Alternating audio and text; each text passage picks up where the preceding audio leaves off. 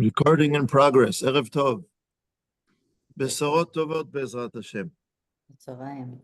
So I will start by saying that Eliezer, through his daughter, Rabbah Chaya, who is a conservative rabbah, who was the rabbah of a shul in Yerushalayim and is now the head of, I think, the programs of Shechter, the rabbinical school of Shechter in Yerushalayim. So she, or Eliezer, directed me to an article, I would say, that was written a few times. Originally, I think I wrote it down. Originally got it in a second, in 86. I think it's 86, yes. And was published a few other times, translated to English, to Spanish, and expanded. I had the Hebrew version from 1998. And this is about the attitude of the Masorti movement, which I understand is the Israeli movement and not necessarily representing the American movement, but the Israeli movement, the Masorti movement towards halakha. And what are the ideas and what are the concepts? So we can, I'm not going to go through the whole thing. It was only without all the introductions and all the, things that you add at the end, like a list of articles that relate to it and things like that. It was from page 7 to 31. That's about 25 pages. So we're not going to go through 25 pages tonight. And not all of it is interesting for us in that sense. But I will mention a few things, and it will connect exactly to where we were at the last time we met. I will also say, as an opener, that in 2 weeks, once again, so frustrating. Why do people get married on Tuesdays? Because Ha'amayim Kitov, but it's Wednesday. It's Wednesday already. In 2 weeks, Baruch Hashem, we have a wedding. So in 3 weeks, we will meet again, Be'ezrat Hashem. But in any case, we're here today. So this was written by, as we mentioned in the past, this was written by Rabbi David Golinkin, who is the leading halachic authority of the Vaad Halacha, of the conservative rabbis, the Masorti rabbis in Israel. And he a lot of what he says, I very much identify with.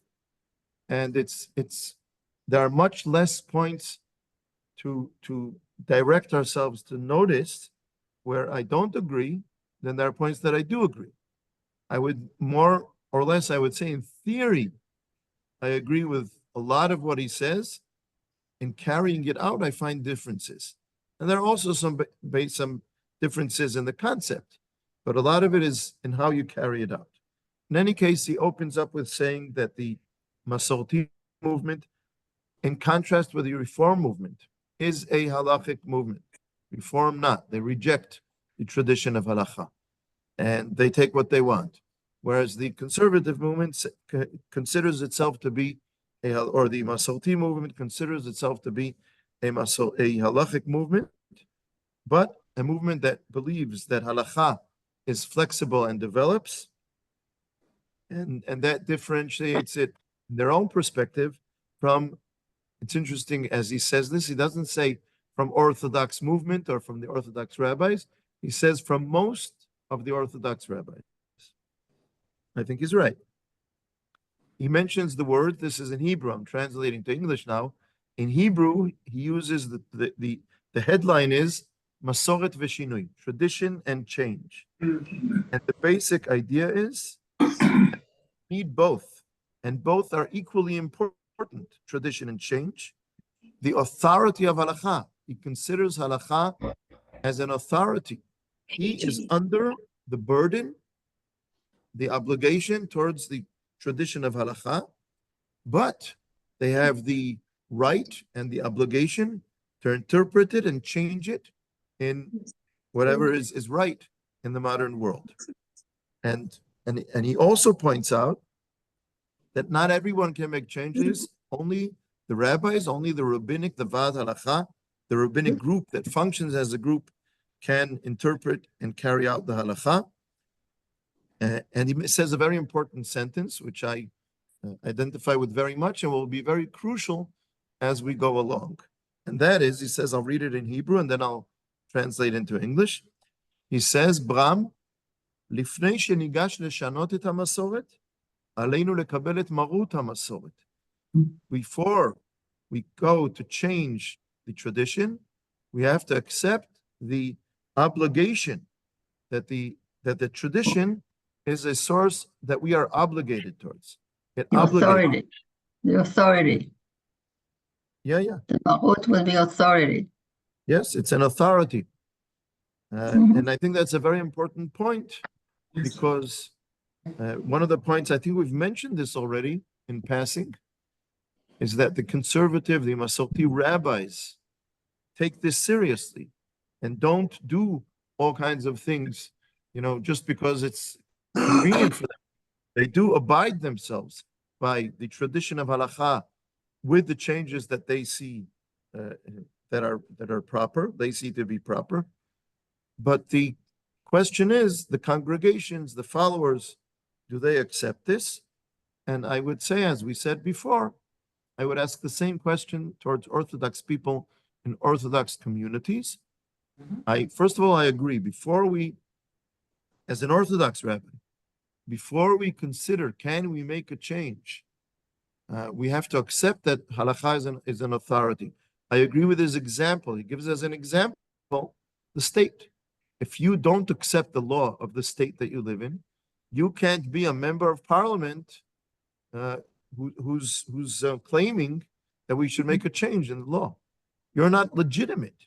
You don't have the moral basis or the practical basis. Who are you to come and call for a change in the system of the law if you are not committed to the system of that law? So that's very important. And it means that we have to it means that not everyone does what they want. Not everyone makes whatever change they want. They have to direct their questions. They can be studious people. They can be knowledgeable, learned people, and write an article and put forth a case in favor of making a certain change, and put that in front of the board of the rabbis, the Vad Halakha, or whatever it is. And you also have, but you're not always going to get an answer, the answer that you want. You don't, if you live in a system of law that everyone is obligated, everyone is committed to, then you don't always get what you want, and you have to keep the law when it doesn't accept your opinion. Otherwise, nothing works. And this has to be true within Am Yisrael in general. Of course, since we have differences of opinion, so we have different movements, religious movements within Am Yisrael. But in any case, wherever you position yourself, you have to understand that you can't, on the one hand, say the rabbis should make a change, A, B, and C. And then when the rabbis make change A, but not B and C, you say, oh, it's all because of the rabbis. I'm going to do what I want. It doesn't, you can't, you have to decide if you're committed to the law or not. Right, 1 second, I'll mute everyone.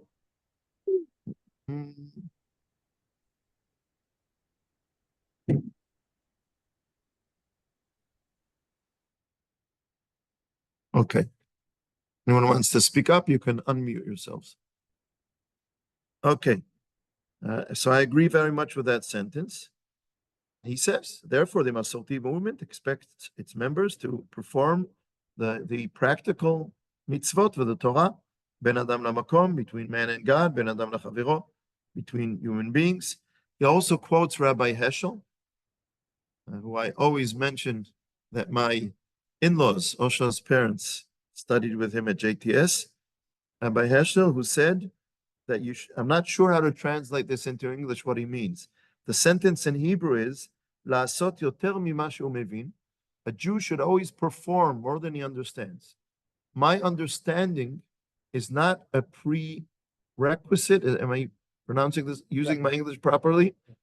It's not a prerequisite to accepting the authority of halakha. I accept the authority of halacha, whether or not I understand the reason why and what is the point of keeping this law. And I fully agree.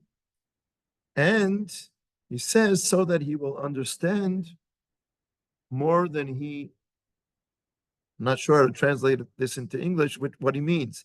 He will not understand, I don't think it means he will understand more than he performs. He will understand more through what he performs.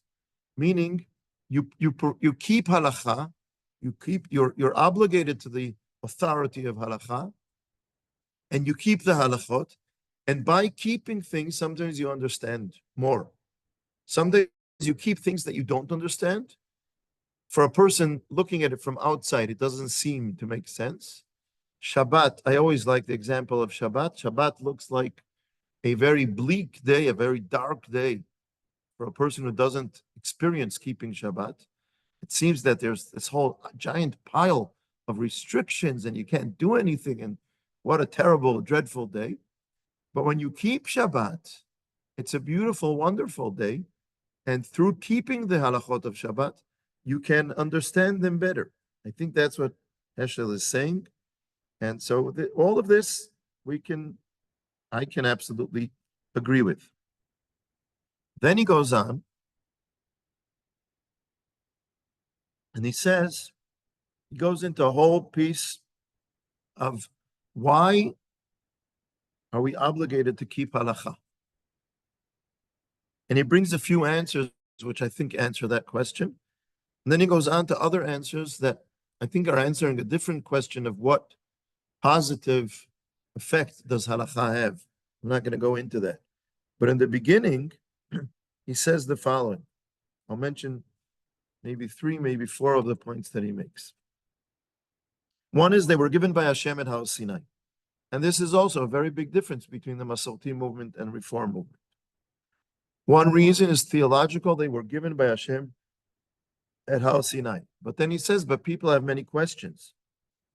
For instance, why are there discrepancies between different sources in the Torah? The Torah, how do you say, soteret et atzma.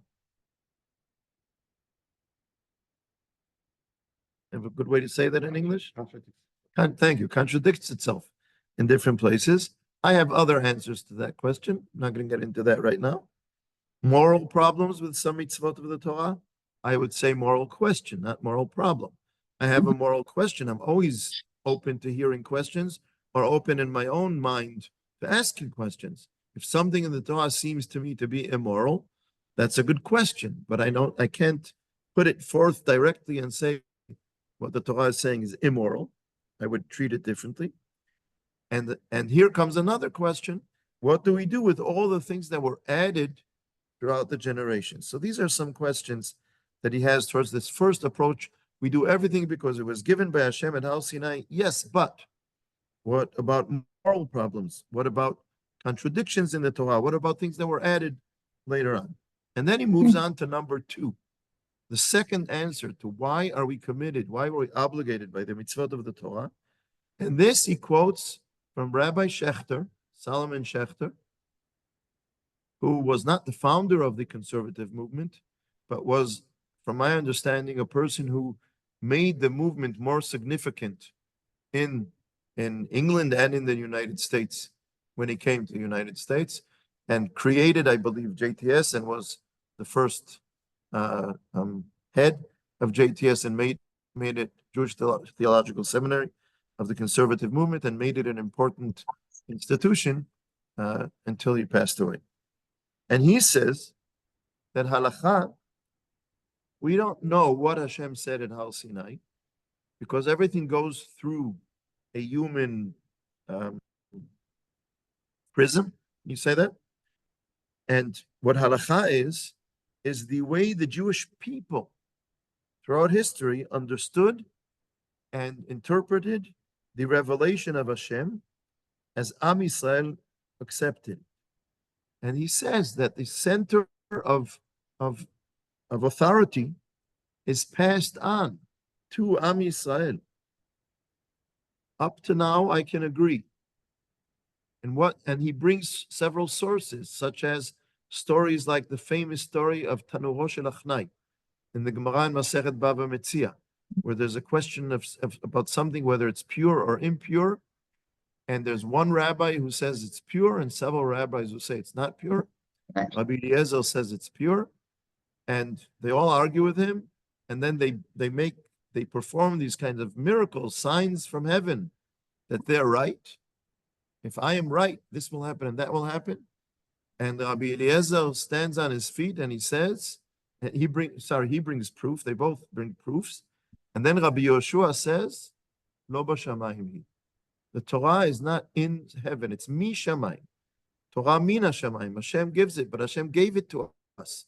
And we are the ones who make the decisions. And the Torah itself told us that we have to have a majority vote and we make the decisions about Torah. So Rabbi Schechter is saying, it's not, the Torah is not what Hashem said, it's what Am Yisrael, Klal Yisrael, the general meaning of Am Yisrael, the way Am Yisrael interprets it. Now, when he says this, he says, and here's the point where I'm going to split with him. He says that it is not, who is Am Yisrael? Not a certain rabbinic institution. It's the general consensus of Am Yisrael that has the authority. And this leads the idea in the conservative and the Masorti movement that what the people accept is a major factor in deciding halakha. There is a basis for this in the tradition, in the rabbis, in our tradition, but it's not about the Torah. It's about rabbinic decrees. Rabbinic decisions have to be accepted by the people. If the people don't accept the rabbinic decision, that means then it doesn't have its authority. It doesn't doesn't become a law. I would say the reason for that is it means that the rabbis are not aligned with the people. You have to create law that the people can follow, and if people can't follow it, it's not accepted. There are such examples in halakha where the rabbis made a decision. For instance, when they made decisions about. No, I'm looking for an example where they made a decision and was not accepted. Cherem is later on. I'm talking about Sanhedrin. Right. When they made a decision about, for instance, they made decisions about certain food products of non-Jews that were forbidden to be eaten, and one of them, and like wine, and one of them was shemen, was oil. And in the long run, the prohibition of using oil of non-Jews was canceled because at some point most of the people, most of the nation did not accept it. So this is an example. But he is saying this, Rabbi Golinkin or Rabbi Schechter. Rabbi Golinkin is quoting Rabbi Schechter as saying this about the whole Torah, that Am Yisrael in every generation decides what's accepted and what's not. And there are a few difficulties with that. This is one of them. I presented one of them now. Another one of them is what I said before. In order to ask or to justify a change in halakha, which I accept can happen, in order to raise that, you have to be a person who's committed to halakha. If you're not committed to the system, you can't be part of what's going on or what's developing or being changed in the system. So if the people who are not keeping the halakha, are they a factor in deciding, it's not that they're keeping all of the other halachot, and then there's a certain halakha that they're not keeping. Is that a factor that's significant in making a decision whether or not something is a halakha, is a halakha that we're obligated by or not? I think it's much more difficult to claim that they are if they're not people who are keeping the halakha, which is also interesting in Am Yisrael in general, not only regarding the Masorti or conservative movement. One second, I'm just going to complete this chapter, and then we'll open up for this discussion. Two more points about this chapter before we move on. Another thing he says is that there is a covenant. We just mentioned this in the shiur a week ago, 10 days ago, in the shiur before Tisha B'Av, the Shabbat before Tisha B'Av, that there is an eternal covenant between Hashem and Am Yisrael. And every generation enters into this covenant.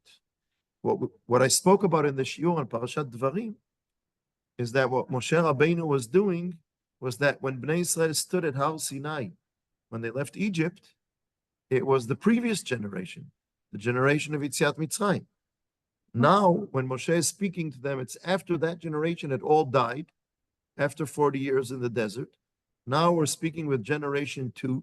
That was generation 1. Now we're speaking with generation 2. And therefore, Moshe puts forth Sefer Dvarim as the new covenant for the new generation. It's not a new covenant. It's not, what's the Christian Bible called? A New Testament. It's not a New Testament. It's a new covenant over the Old Testament. Okay? And every generation has to renew that covenant, just like a convert takes upon himself or herself covenant with Hashem. And just like each one of us in our lives, we practically do this. And the mitzvah of Hakel every 7th year after Shemitah was a mitzvah where we would all come together on Sukkot and we would have a ceremony in Beit HaMikdash of renewing the covenant with Hashem, just like Ma'amad Har Sinai. So we do that all the time. And here I'm not sure what he means, Rabbi Golinkin. Does he mean, and actually he quotes from Parashat Va'etchanan that we just read this Shabbat, where the Psukim say that Hashem didn't make the covenant only with our fathers, but he makes it with us. And this is true for every generation. So every time that we perform a mitzvah or a halacha, we renew our covenant with Hashem. So does that mean that it's up to us, and if we don't accept it, doesn't obligate us? I don't think so. It means that we have to, it's not good enough, it won't keep on moving on from generation to generation if every generation doesn't take it upon themselves. So it's up to us to stand at that ceremony every 7 years or whatever other way we perform it to enter into this covenant with Hashem. So there's an agreement and a little a bit of disagreement there. And the last thing I will say before we open this for discussion is that he says, and this I agree with, he says the words in Hebrew, Lo ha-midrash ikar ela ha-maaseh. After going through all kinds of reasonings, why are we obligated by the mitzvot of the halakha?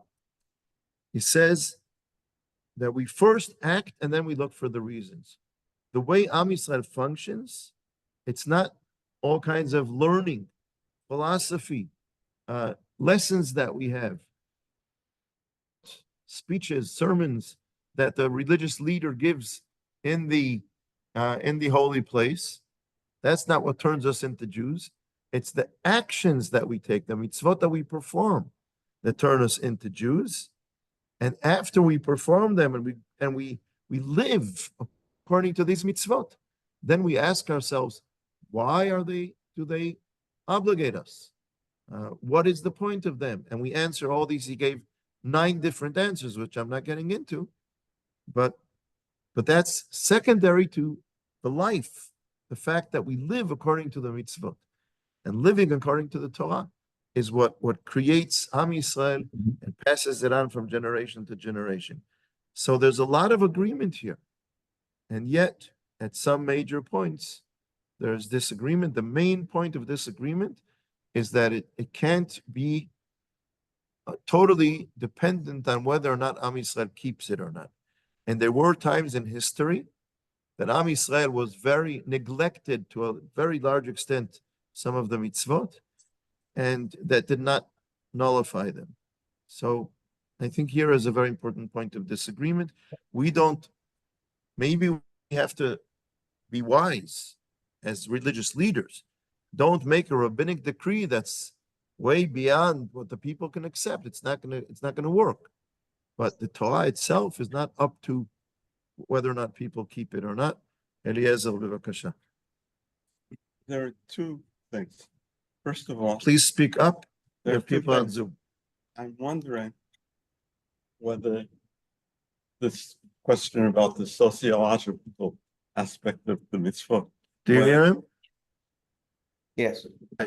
I'm wondering whether that is both the Masorti and the conservative as a point of view, or perhaps it's mainly the conservative point of view. That I don't know, but that ran through my mind because check the move to the States. But Rabbi Golinkin is quoting him Yeah, but also in Hebrew. the other question is perhaps the two things that he said are interwoven. That you renew each generation renews the covenant, and in doing so, they are accepting. I mean that they're accepting Judaism per se, Mhm. and that they're not just going to vote saying that cheeseburgers taste good, and so the conservative movement will eat cheeseburgers. But I think it's probably a deeper thing than that. That they're accepting that cheeseburgers are. But there might be other things that they disagree with, but they're probably accepting the basic covenant. I don't understand. Well, like my daughter How many? doesn't think every week, what does my congregation think is appropriate for or it's not a congregation anymore. But what French Hill congregation thinks. And it's hard for me to accept. I don't. It's hard for me to accept Robert Lincoln's statement at face value. Maybe it's more complex than that. Okay, but still, I think there's a difference there. Yeah. I think it has potential. Obviously they're not going to do that all over the place. Whatever people aren't keeping is nullified. They're not going to do that. But maybe sometimes they're using it in a way that I would think is much too broad. I don't want to bring it ad absurdum. I don't want to turn it into a joke, but I do think it's a tool that's not, at least I think it's not No, it's time. not constructive enough. Could Bevakasha. I jump Yes. in? It strikes me that what he's talking about, that you do and then try to understand it, it's certainly true for a lot of things, not just for Jewish practice or attachment to the Torah. There's many parts of our life that you don't really understand why you should do something until you do it. And then as you take on other things, you begin to understand it changes you, and there's real value to what I'm doing. And then maybe that stimulates people to learn more. And that's certainly true for Baalei Tshuva that come to Judaism, that I know many people, including myself, that figured out that just doing as much as possible changed the way we look at what the rules are, and then studying more about why the rules are there. It's a pathway that it helps people get on the correct path. Before worrying about rabbis deciding not enough people are doing mitzvahs, so we should change the mitzvahs, I'd reverse that. I think you need to try to figure out why aren't people doing the mitzvahs and see what we can do to improve that. In terms of changing halacha based on consensus, I guess that's what I'm getting from some of what you've said. We have certainly seen some real harm from that in the States for sure. The conservative movement and the reform movement completely changed halacha towards conversion and the concept of who is a Jew. And it has created, I think, enormous harm in people that Hurt feelings. wind up being with a person, they want to get married, they want a proper wedding ceremony, and all of a sudden they're told, well, you can get married, but that guy over there needs to do some work. You know, people really don't know who they are anymore or who they're with. There can be some enormous hurt feelings when somebody has gone through a conversion process under, say, the conservative movement, and as far as they know, they are now officially Jewish until they meet with somebody who's Orthodox. Or they come into a shul and don't have an aliyah. And all of a sudden, they're not called up for an aliyah. They're not counted as part of a minyan if they really know their background. It's really a terrible situation. So Interesting. Because what we are studying on Shabbat afternoon before Mincha, we've been studying for a few months, and we are looking forward to continue it, is about the same argument that is put against the more, call it, I'm looking for a better word than lenient and flexible. I would say, I'm talking about the Orthodox rabbis. Amongst the Orthodox rabbis, the rabbis who take my perspective, who have a broader picture of how to treat conversions that are being done within Orthodox Beit Din, but are not people who are not after their conversion, they are not truly 100% committed to keeping all of halacha. And at the same time, we are involved in it and helping with the conversions and so on. And there is another group of Orthodox rabbis who oppose this with the same kind of things that you're saying. And I understand that there are two sides to this coin, two sides to the slippery slope.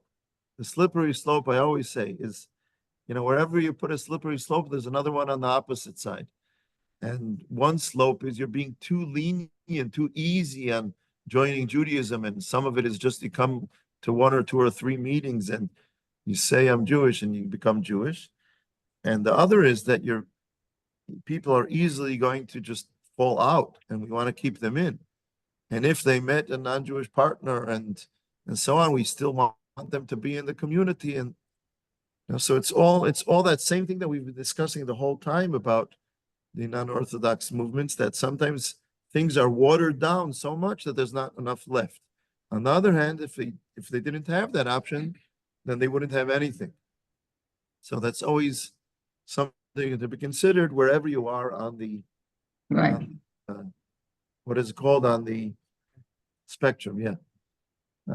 But yes, that is one of the points that we might discuss later on, the questions of conversions and acceptance of non-Jewish spouses and so on. And at what point can you take somebody who maybe did not go through the process with the stamp of approval by an Orthodox rabbi, and yet they live a very committed Jewish lifestyle? When do they get to be accepted as part of a general community? I'm not. So the community. And the same experience that somebody experiences that you described, like he converted conservative and then came to an Orthodox community and so on, and is not accepted. The same experience, I can say his name because I've mentioned it before. For those of you who know who Alex is, who came from Moscow and he's been in Israel from 10 or 12 years, when or more, probably 15 years already. And we helped him with his conversion. And he keeps Shabbat and puts on tefillin and all kinds of things. And I don't follow him around to know if he keeps every little letter of every law, but he's certainly committed. But in one of the places when he went back to Moscow, his conversion of the chief rabbinate of Israel. And when he went to Moscow in a certain place, he was there with his father for a few months, and he went to two different Batei Midrash there, and in one of them they gave him an aliyah, and in one they didn't. So, Wow. you know, even within Orthodox groups, you have the same kind of, You have to Okay. make a donation. yeah. What did he say? I didn't hear. I said you have to make a donation, then you can A get the donation, yeah, that will work. That will do it. Exactly. Okay. Can we move on? Yeah, go ahead. You outlined, a theoretical concept, right, from a very principled document. The outline. Let me just say, at the end of the document, he brings a list of examples from the tradition of changes and a list of the Masorti movement, the changes that they made. How they will respond. And so on. We'll get to that in Okay. the future. But what I want to ask is this: he's outlined, a very principled argument for points of which you agree with and points of which you don't agree with. My question is this: when a rabbinic authority or when authority of any sort outlines a very theoretical concept, the question is not the theoretical concept. The question is, in that movement, what actually happens? So that would be my question.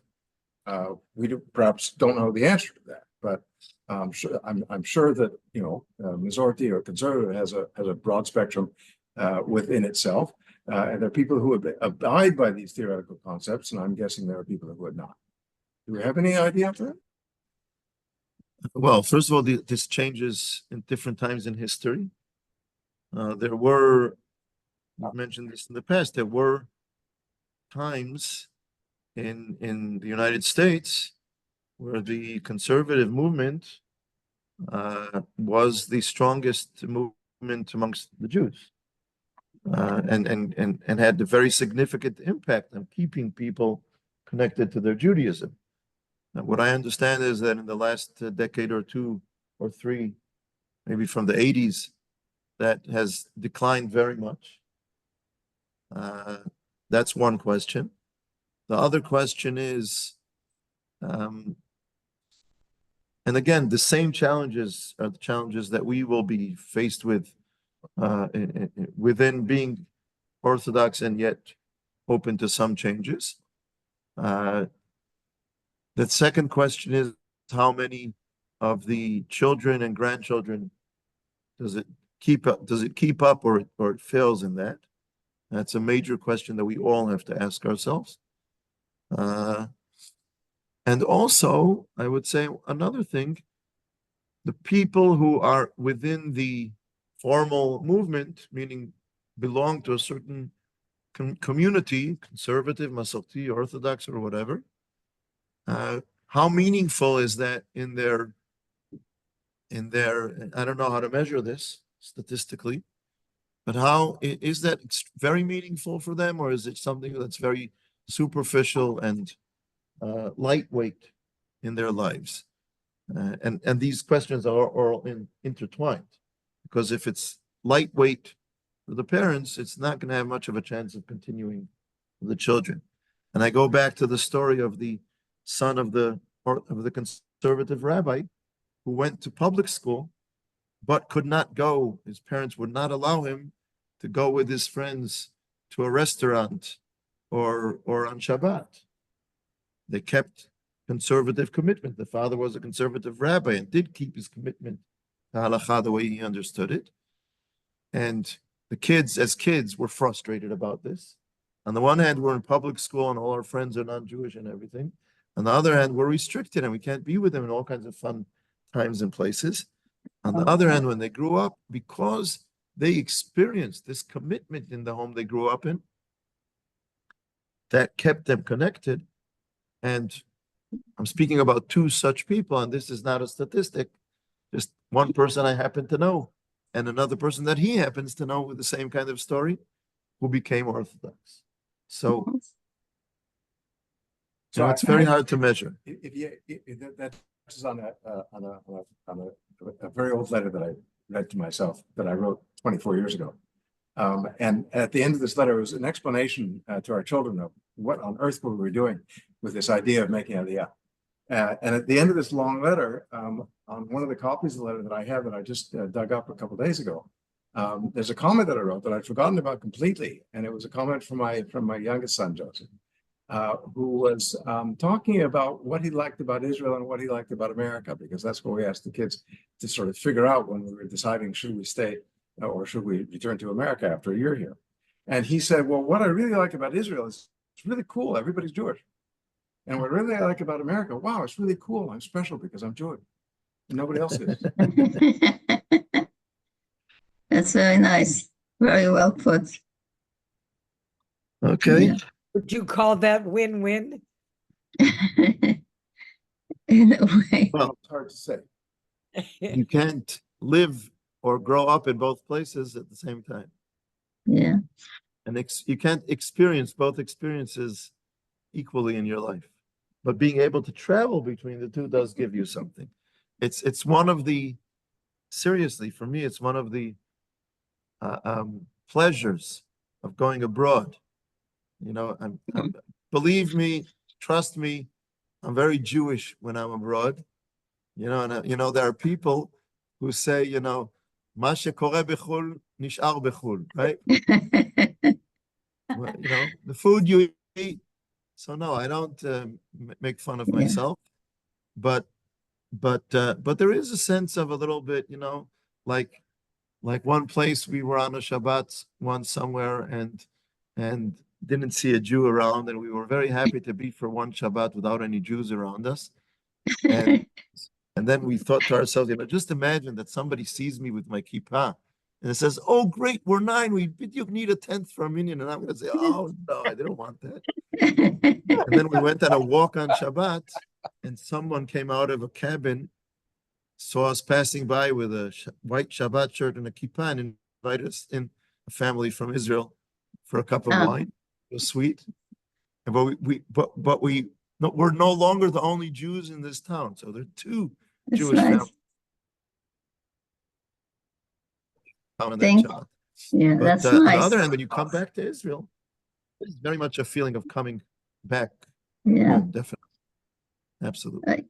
You know, I was Yes. thinking that the fact that we have the Torah is being read every week, you know, it's like keeping us in line. It's constantly reviewing and repeating of, you know, of what we know and who we are, and it kind of keeps us there. It's the connection that we have. Is a person that goes to shul and every Shabbat he hears the Parashat Shavua, and it reminds him of he can't not remember the laws at the end of the reading, you know. It's just amazing. That's a very good system, because otherwise we're not going to go home and read the book, you know, read it from the Torah. Right. But we go to shul, and that was the purpose when they did it, when they established it, that it was something that everybody should be able to go to a shul and to hear it, to hear the Torah, you know, again and again. And once again, therefore, there's a correlation, of course, between how actively Jewish you are, not just belong to a certain community, but Right. how actively you belong, or are you there? You know, you're a member and you come. Let's say Yamim Noaim and Chagim. So okay, that's not void of any value, but it's not the same as coming every week, Right. or every day, or reading Monday and Thursday, etc., etc., Your etc. connection is different. Your connection is different to course. Judaism, I think. If you Of course. And therefore, it's very important, before I would even discuss the question of what is my authority to make a change or not, not all changes that, not all changes that make people more comfortable are necessarily positive. Sometimes they need to be like that child that I mentioned before. Sometimes they need to be uncomfortable to remember who they are. So it's a tricky, yeah, you have to find the right balance between having a commitment and having a framework and a serious framework that you meet all the time, not something that you meet a few times a year. And at the same time, being aware of where it clashes very powerfully with everything else around you. And is it wise to insist on that in different ways? And But this if brings us to the next point. The next point is a point of authority, because Rabbi Golinkin himself asks the question, who has the right to make a psak halacha? And he says that the Torah is against Isha Yashar Be'enav Yaseh, anyone doing what they want. And he quotes the psukim in Parashat Shoftim a few weeks ahead about going up to the Sanhedrin in Beit HaMikdash. The Torah doesn't use the word Sanhedrin, but going up to the Chachamim in Beit HaMikdash, HaMakom Asher Yivchar Hashem, and they make the decisions. And I agree with that. But then I would say, so I would question, it would be different if you created a movement within Orthodoxy and wrote tshuvot and articles and presented them and claimed these are changes that should happen, bring it to discussion with other rabbis. What would happen? And maybe you would have some influence. I'm sure not everything you say would be accepted, but maybe some of your ideas would be accepted within the Orthodox community, amongst the Orthodox rabbis. Creating a separate movement that's going to act according to this Vad Halacha, is that the right way to go about it? Mm. And if I'm honest, as I ask that question, I also look in the mirror or in the Zoom, and I ask myself, are we doing that? My group, not my personal, I don't own it, Right. group that I am part of, we are making decisions about certain That's things. true. That's true. We're writing articles. There are people who say about us, yes, you're Orthodox, but you're too open-minded. You're too flexible. You're drawing lines that are too frameworks that are too broad. You're not being Right. strict, or it's a slippery slope and things like that. But there are also people. So with those people, I say, okay, so they understand that what we're doing is halachic, and we disagree about where to draw the line. That's fine. Let's discuss. Let's talk with one another. There are others who call us reform, which is, of course, nonsense. And maybe if they would call us conservative, it would make more sense. But of course, they call us reform. But we're not conservative either. But in the same way, I have to ask myself, maybe we should present this before other Orthodox rabbis and wait for a joint decision to be made. And we met once with a rabbi who I very powerfully disagree with. I'm not going to say his name right now. A very well-known Orthodox Zioni, but very right-wing rabbi. We met with him about these issues. And his idea was we make like a Sanhedrin of all the Tzionut Datit. We don't have to be one with the Haredi rabbis, but let's make like a Beit Din of all the Tzionut Datit, and we'll make majority decisions. To tell you the truth, to be honest, we would lose on all the votes. We would not have a majority. But that's not the only reason why I don't want that to happen. Who decides who's in the Beit Din? Who decides who votes? Who? These are all complex issues. And maybe we should be in one Beit Din with the Charedim, and then maybe we would lose even more of the votes. So where do we draw the lines about this? This is a very difficult question. And what we have to do now is actually delve into specific halachic discourse of some of the Vad Halacha, some of their decisions, to discuss, can I accept it or not? And we'll discuss that a little bit when we go into some of the details later on. At the same time, Rabbi Golinkin is very very critical of the Orthodox movement. And he says about the reform that they wanted to be accepted in the world of the enlightenment of the Haskalah, and they rejected halakha, anything that seemed to them to be primitive or old-fashioned, and that would bar them from being accepted in the emancipation in the 19th century, and become assimilated into the modern society. They rejected it. But then he puts the Orthodox movement at the other extreme from that, and he describes very wisely, and I do agree with him on this. He brings several sources about the authority of Beit Din to make changes in halakha, to make new decisions. I accept that, but within certain boundaries that I will differ with him. And he says that the Orthodox movement claims to be the continuation of what always was, that all through generations, the rabbis were open to making certain changes there. Not everybody could make a change. Not every rabbi could make a change. There had to be a certain authority that would make these decisions. And we can bring examples, and he brings examples. We'll discuss the examples later on. Not today, but we will discuss specifics to get into more specific discussions.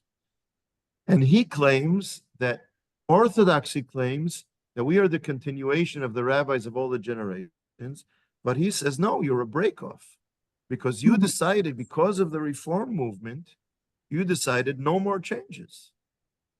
And he quotes the Khatam Sofer, who was a very famous Orthodox rabbi in the first part of the 19th century in Hungary. And he was very much opposed to the reform movement. And he coined the term. He didn't coin the term. He changed the content of the term. In Hebrew, Chadash Asur Min HaTorah. Chadash is a halachic concept. When there are crops in the fields, wheat or barley, grains in the fields in the winter, they are not allowed to be eaten. The first crop of the barley has to be brought as a korban mincha, a sacrifice from barley, not a sacrifice of an animal. Korban mincha in Beit HaMikdash on the first day of Chol HaMoed Pesach. And only after that, you're allowed to eat the new crops. That's called new, chadash. Chadash asur min HaTorah. The new crops are forbidden to be eaten until you bring the first sacrifice, and that's called Omer, Korban Omer. And from there, we start counting Sfirat HaOmer. Sfirat HaOmer is counting the days after we brought that, from the day that we brought that sacrifice. Day one is the day that we bring that sacrifice, the first day of Chol HaMoed Pesach, and from there on until Shavuot. So that's the halachic term, Chadash Asur Min HaTorah. And the Khatam Sofer turned that into anything new is Asur Min HaTorah. No new ideas are acceptable. And he got together 24 rabbis. I see that it's later than the middle of the 19th century. In 1865, 24 rabbis signed a psak that forbids all kinds of things. Amongst them, you're not allowed to give a sermon in the languages of other nations. I mean, do you know an Orthodox rabbi in the United States that doesn't give, a Haredi rabbi in the United States that doesn't give a sermon in English? Exactly. And they also, well, you're not allowed to change anything in Beit HaKnesset. And the example of this was, are you aware of what people here know? What the forbidden change was? One of them was not having a musical instrument in Beit Knesset. Right. Not having a, what is it called? Organ. A choir. Organ. Oh, organ. Right? Ugav, right? The other was, where is the bima? Mm-hmm. The Reform shuls, maybe you know why, they moved the bima to the front. And they forbade having a shul, an Orthodox shul, the bima in front. And notice in every Orthodox shul that you go to, some of them have the bima pretty much in front, but they have a row of seats in front of the bima before the Aron HaKodesh. Right. Why? Because you're not allowed to have the bima up front, because that's reform. Mhm. And certainly this is not a asur min Torah. There's nothing, in the Torah that Right. says this is forbidden. But certainly the Khatam Sofer would not be a member of Kinor David. We've changed some norms of what happens in shul, but we have not changed the halacha. We have taken things that were not usually accepted or done in the past and made a change. Today there are arguments about the musical Hallel that many Orthodox communities in Israel perform today. It's controversial. And there are those who say, no way, that's reform. That's like having an organ in the Beit Knesset. Mhm. And our claim is that's not like the reform. That's like Beit HaMikdash. There were Yeah. Leviim playing music in Beit HaMikdash. You're telling us that we made it up, the reform made it up, and we took it from them. We took it from Beit HaMikdash. So these are controversial issues. And so Rabbi Golinkin says Orthodoxy, since the 19th century, is not the continuation of what the rabbis did throughout the generations. Mhm. It's a new extreme as a Mhm. reaction to reform that says zero changes, zero growth, natural growth of new things. Yeah, there is something to And it. Here I can, if not agree with him 100%, I That's can the agree with stuff. him a certain percent that we've gone too far. Yeah. We're not willing to make even positive growth or processes that are happening in the world and are actually positive, and we can't implement them and integrate them into halacha. And we can have discussions and arguments and disagreements about the exact borderlines of this. But I do think he's right that it has gone too far to the extreme. The labels are completely wrong. Because what he's saying is, from what I understand, is that Orthodox, as he says, and as you've outlined, is completely conservative, namely keep things the way they are without change. Yes. Whereas Orthodox Right. is allowing things to develop. So the labels are completely wrong. Yes. He would say that, yes. But I think That's there's what they also say, because the word conservative was in reaction to reform. to reform, right? Yeah. But when it's compared to Orthodoxy, yes. But I think there's also an issue of Torah Mishamayim. No, I mentioned that before. Oh, I'm But I'm sorry, I saying- missed that. I'm just saying that in this aspect of what he's saying, Right. I agree with him that we have become, and this is an argument within Orthodox rabbis. I'm trying to remember. It was on Tisha B'Av. I mentioned the rabbi. This was on the Shiur Tisha B'Av afternoon. I don't know how many people were there. I mentioned the rabbi Rav.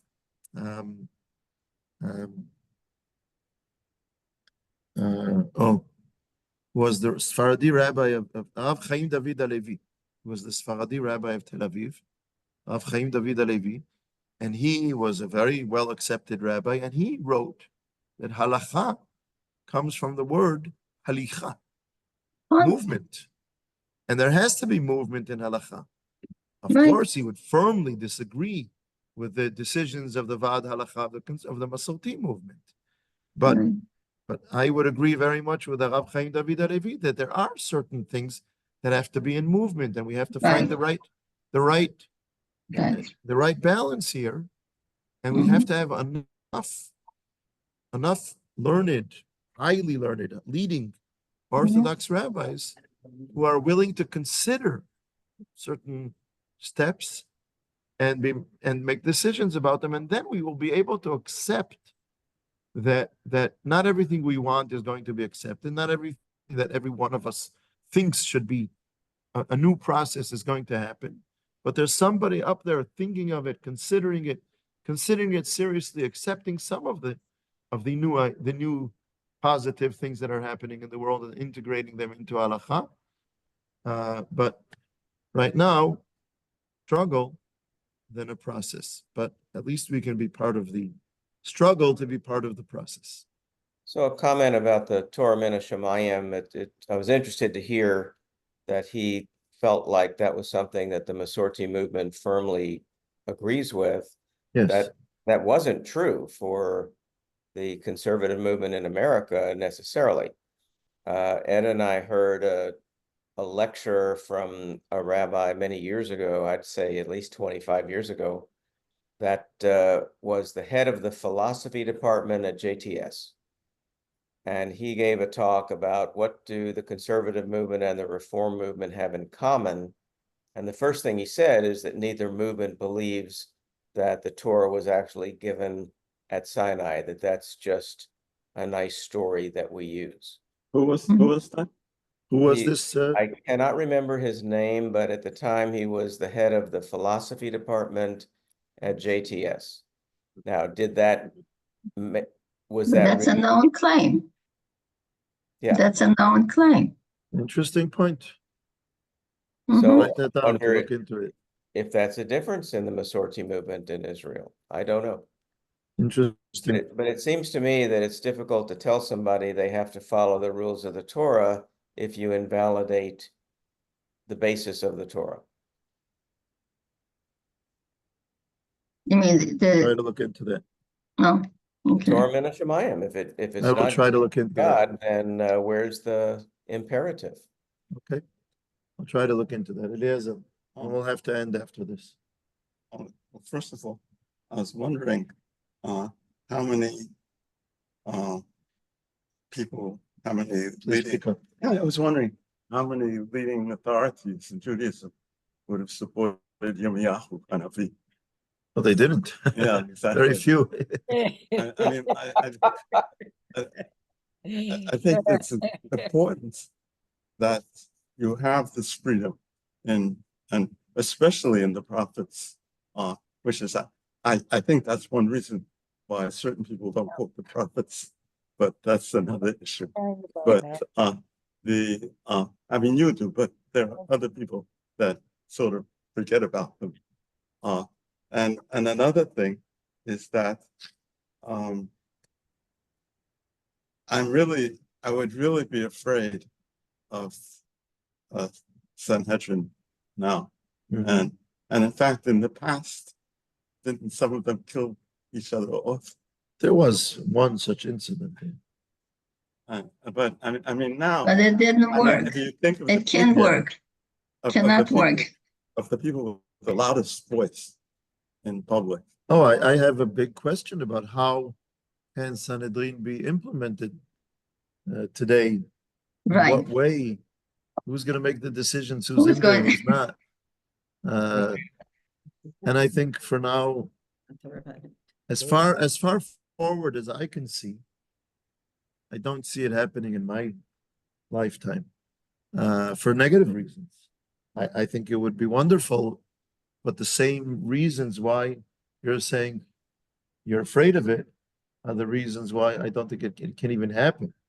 And there's also a group of very right-wing rabbis, Orthodox rabbis, some of them whom I can have a common language with, but don't agree on many things. But they also created a Sanhedrin, and I consider it. I don't understand. You can't make a Sanhedrin and call yourself the Sanhedrin, and then next door somebody else is going to make a Sanhedrin and call themselves the Sanhedrin. Right.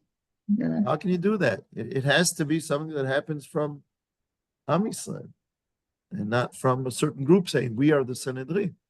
So I think there's a difference between calling yourself, and I will differentiate between the two, calling yourself the Masorti Vad Halacha, for anyone who wants to accept our decisions, or Irgun Rabbanei veRabbaniot Beit Hillel, for anyone who wants to accept our decisions, and then argue about it within all the groups of Am Yisrael, and we publicize our decisions so that everybody can look at it and discuss it. And there are, and it did, within some groups of Orthodox rabbis who are not part of Beit Hillel, it does create discussions, positive discussions. There are those who shun it, but there are those who discuss it, even if they disagree. And for now, that's, I think, the best we can do. But there's a lot of education we need in Am Yisrael about how to function together, even within a accept- democracy, let alone talk about Sanhedrin. So, How to accept the different groups. How yeah. to accept Beit Shammai and Beit Hillel sitting in one place Nachon. and not killing Okay. each other. So Be'ezrat Thank Hashem, you. we will meet again in 3 weeks. Thank you. We'll continue, and amongst other things, I hope next time already, we can go through a few examples also of what was done in halakha throughout the generations, and also what in the later generations within Orthodoxy, and also what Vada halakha, the Masorti movement, what decisions they made, and what do we think of those decisions? Mhm. Okay, sounds good. Thank you. Okay, Bye. Laila See you, Tov. everybody. Bye. Bye. Afternoon to people When are you who guys coming back to this Texas. Israel? Good to see you guys. September 17th, we should arrive as Hashem. So. Rosh When? Hashanah. Oh, Rosh September Hashanah. Oh, okay. Rosh Okay. Hashanah, you're here. Yes. Yeah, yes. Okay. See you. See everybody. Thank you. Bye. Bye. Bye. Bye-bye. You're on the dirt.